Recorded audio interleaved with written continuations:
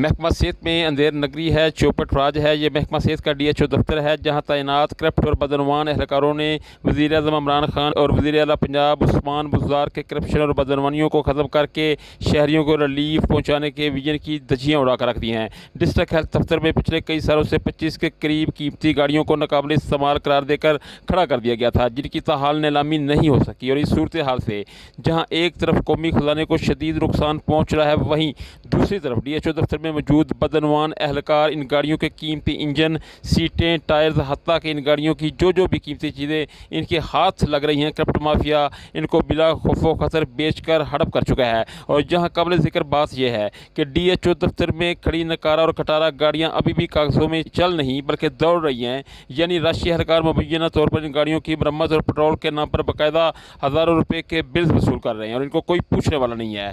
متعلقہ افسران اپنے ہی ماتحتوں کی کالی کرتوتوں پر خاموش تماشائی کا کردار ادا کر رہے ہیں۔ شہری سنگین صورتحال پر سراپا احتجاج ہے، اور انہوں نے وزیر اعظم پاکستان عمران خان، وزیر اعلیٰ پنجاب عثمان بزدار اور صوبائی وزیر صحت ڈاکٹر یاسمین راشد سے DHO دفتر میں تعینات اس کرپٹ مافیا کے خلاف سخت ترین محکمانہ کارروائی کا مطالبہ کیا ہے۔